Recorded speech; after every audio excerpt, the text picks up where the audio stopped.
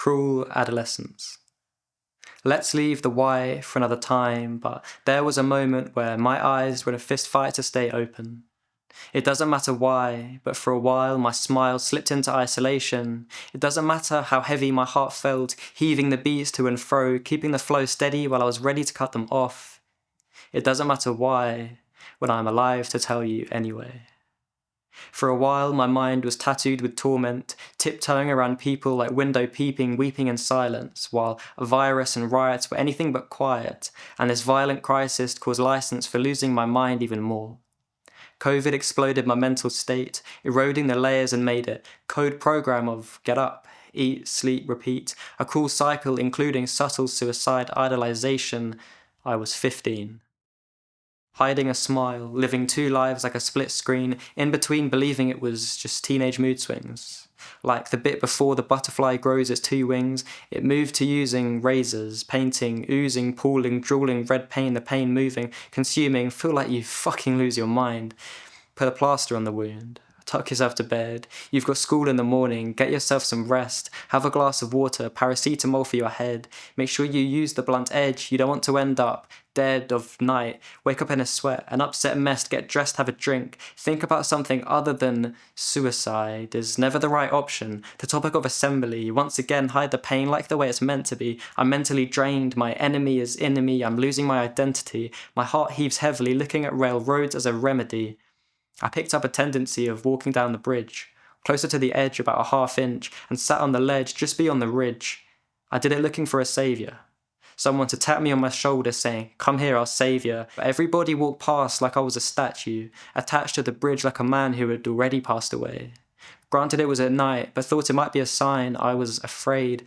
16.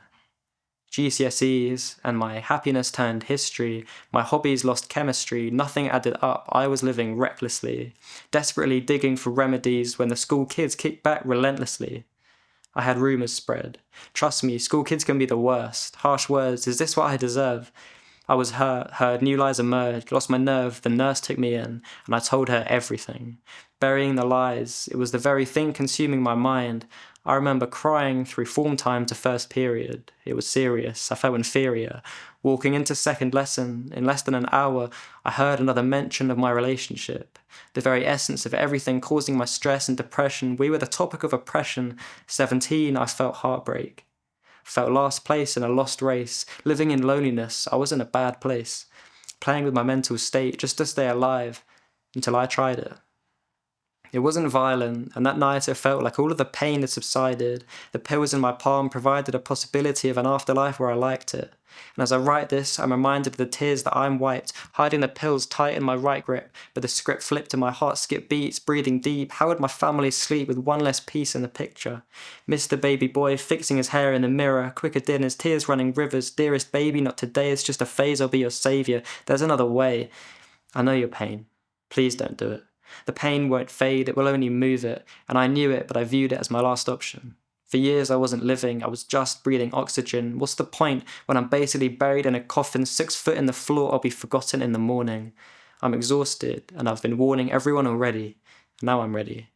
I was one of the staff at a party, surrounded by 70 17-year-olds laughing, and I glanced at them dancing and knew this was my moment. I noticed one of the lowest lit corners. Alone, and I focused, time felt slower. I popped both packets down my throat and lost composure, stumbled at the exit, felt centre of attention, despite not a single stare in my direction.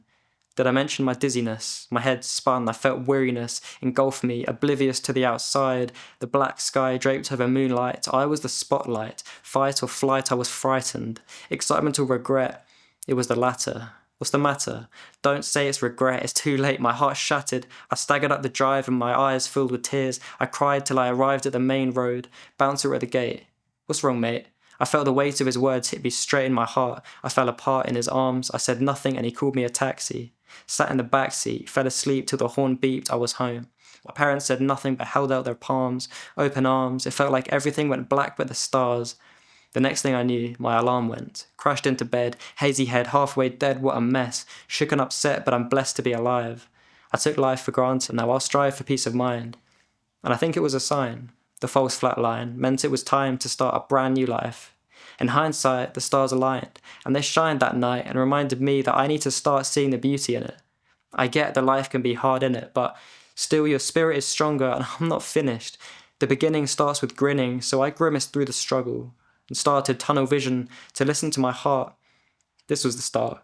Summer came, and a picture-perfect month is framed in my brain. I felt like a brand new person walking with the same name, talking about making change, and I was doing the first step, and I kept stepping.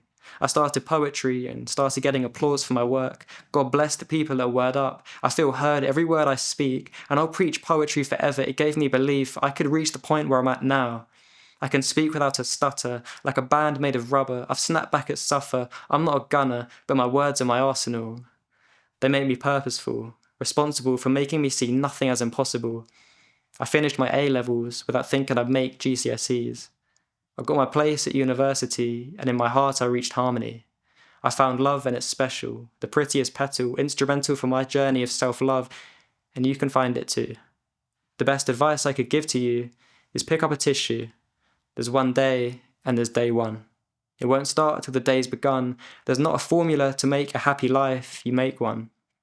So make it, face it. You get one life, and if you want true love, chase it, embrace it. I love each and every one of you. You guys gave me a stage to say it. I'm 18 with a dream, and you guys made me chase it. Thank you.